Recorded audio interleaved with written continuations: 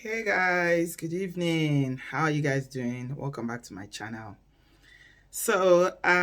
This video is impromptu, as you can probably tell. I'm not ready.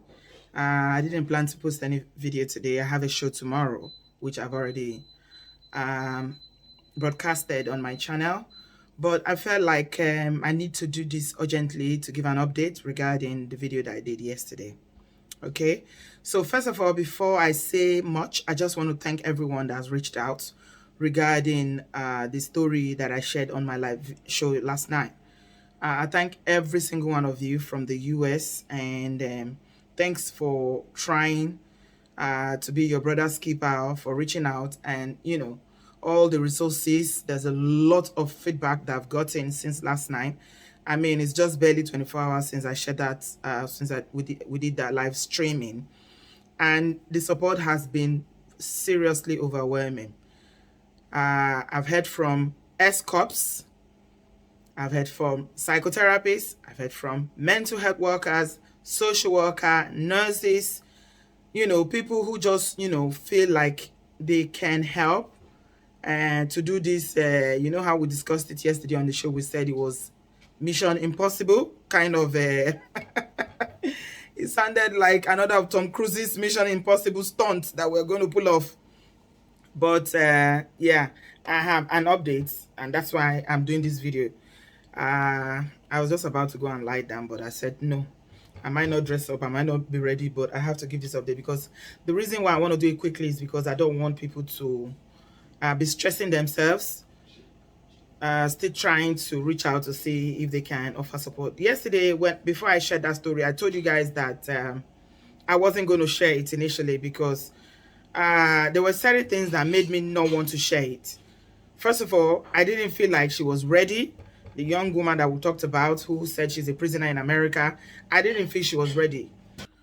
And the thing is that no matter the intentions that we have, no matter how good and noble your intentions are towards helping or supporting somebody who is in need, or somebody who is being abused, traumatized, or somebody who's gone through a very traumatic experience, if they are not ready, there's nothing you can do really.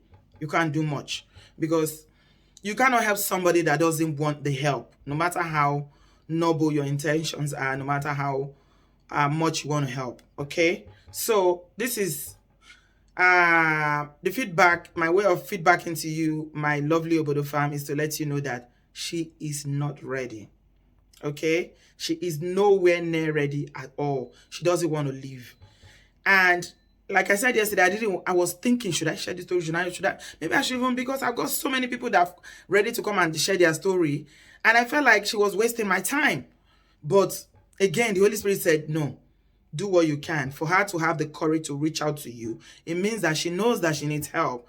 But because she's so mentally suppressed at the moment, she feels that, okay, she's in love with that person that is holding her a prisoner, and she keeps saying, my husband, how she wants to make her marriage work and all that. Okay, so at the moment, thank you so much for everyone. I want to thank Barry as well, especially.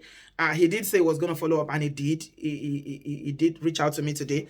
Like I said, I've got a lot of updates, but unfortunately, this lady is not ready. She's not ready at all. She's not ready to leave. Okay, she's not ready to leave. And if somebody is not ready, they are not ready. We grew up in a culture where abuse is like, when you are being abused, in most cases, when people are being abused, people tell them, live with it, get on with it. That is life. Everybody has their own issues they are dealing with. It's part of marriage or whatever, So we grew up seeing it as part of our daily lives experiences. But abuse doesn't need to be, we don't need to normalize it. Okay?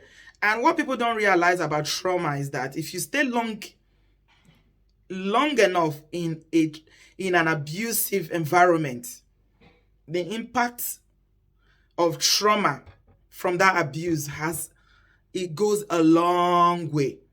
I'm going to bring a young lady next week, I think her show is booked on, who is going to talk to us about how her husband was severely traumatized by childhood experiences and how it has affected his life now as an adult, and The guy is just completely lost it mentally.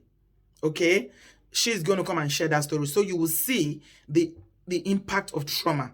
I think as a people, we generally don't understand what trauma is. We don't. We mask it with prayers. We mask it with saying, oh, it is part of our culture. We mask it by saying, oh, other people are going through things. We make excuses. What will people say?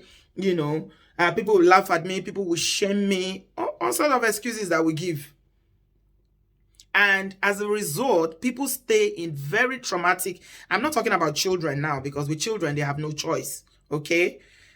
They have no choice. It's the adults in their life that, do things to them. But adults, or even the children themselves, when a child is traumatized long enough, the impact on later life is long lasting. It has a very, very long impact on relationships, on, self-esteem, how they see themselves, and how their life generally plays out, interpersonal relationships, and how their life plays out as adults. I'm saying all these things to let you guys know that abuse, no matter how you think you are strong, everybody has a breaking point. And you will break, whether you like it or not. And that is why we must encourage, support, and try to encourage people who are going through abuse to flee such relationships. But when they are not ready to flee, they are not ready to leave. They say they love the person that is abusing them. They think you that is, advising them, you are trying to break their marriage, okay? Like in the case of this young lady now, what marriage is there? They are not married, okay? And I even got an update today that made me know that, okay, we didn't scratch the surface of the issues in that video yesterday. I'm not going to go into it. Like I said, there's no need to even give you guys the updates. It is even deeper than we understand. What I told you yesterday was just a tip of the iceberg, okay? But she doesn't want the help. She doesn't want to leave. She says she wants advice, but I don't think she actually wants advice, or she's ready to take on board that advice. She's still saying, oh, my mental health is suffering. My mental health is suffering. But like I said yesterday, if you know that your mental health is suffering, you are still okay. It will get to a point where you will think you are okay. By that time, but I don't pass Gary. You've lost it then. You don't even know the difference between reality and paranoia and all the things that follows. Okay? Right. That's why I said that there's a breaking point to every human being. As stress bucket levels, the higher it fills up, the more chances you are of losing it. If you have no avenue of distressing, of letting off those steam, and you continue to build on that stress bucket, and the water continues, the stress level continues to fill up that bucket, at a point you are going to burst. And this is psychology. I mean, this is proven medically. I'm not just making up. Google it, stress buckets, please. Put it on Google and check. You will see. It's a real, evidence-based practice about stress and managing stress levels and the impact of when you have so many stresses that you carry on. So you look at what triggers your stress, what are the outlets that you have. Okay? I'm not an expert in that field, but I have a basic understanding of how it works. So this young woman is not ready to leave. So irrespective of all our best intentions to help her, to get people involved, there are people that say they will travel down to see her. We don't even know where she is. Where we even thought she is not even where she is. Okay? So I'm just going to say, for now, let's pray for her. That's all I can say. Because with the update that I got today, I now know that, okay, it is deeper than what we thought. Right? It is deeper. The issue are much more deeper. Okay? I don't feel bad. I don't feel like, it's a waste of time that I did that show and she's rejecting the help. Because I know that in her own mind now, she thinks that, okay, she's still trying to see if her marriage will work or if the man will become well or whatever. But as I was reflecting on this today, I said, when somebody is sick physically, we are not ashamed of it. We talk about it. If somebody's got cancer, You don't carry somebody that has cancer, for example, that is undergoing chemo, and you go and marry for them. No. You have to treat them, support them to get that treatment, provide emotional support, make sure you follow them for their treatment, make sure they get well before they start thinking of relationship.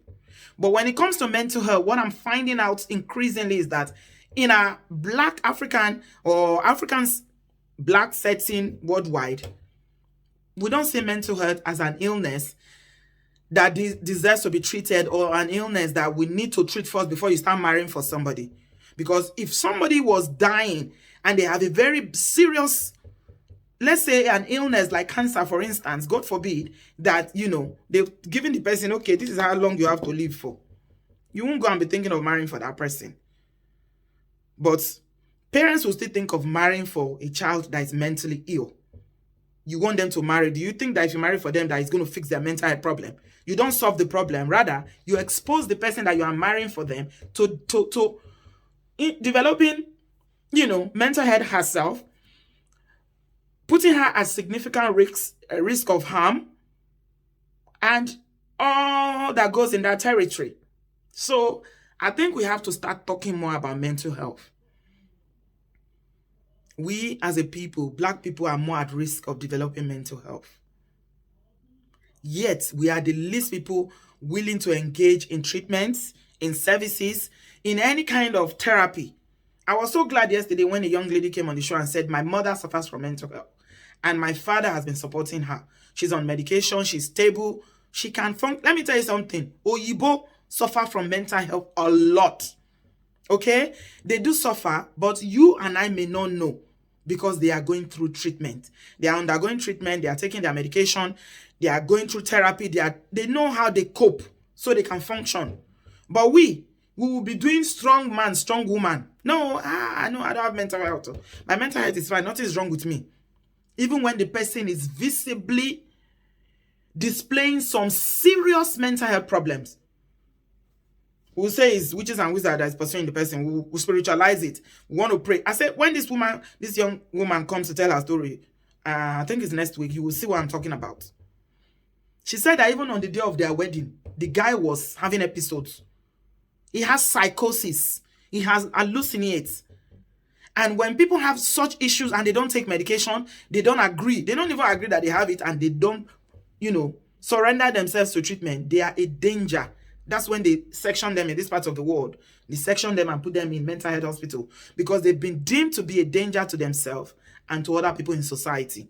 So they separate them and give them treatment before you release them, and then you support them in the community.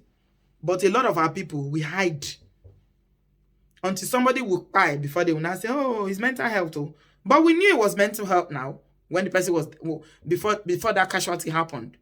Nobody's willing to talk about it. The family are the worst. The families will always cover it because of stigma.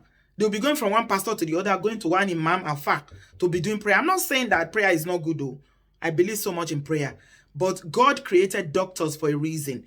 God gave us medication for a reason. You can do both.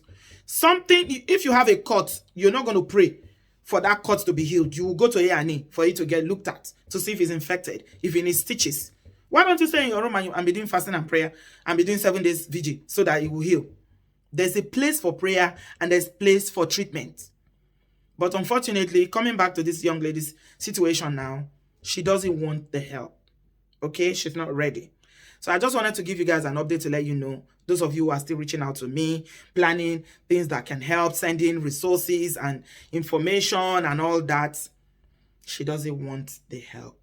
Okay, I forwarded as much as I can to her. Those who sent me some resources, I forwarded to her.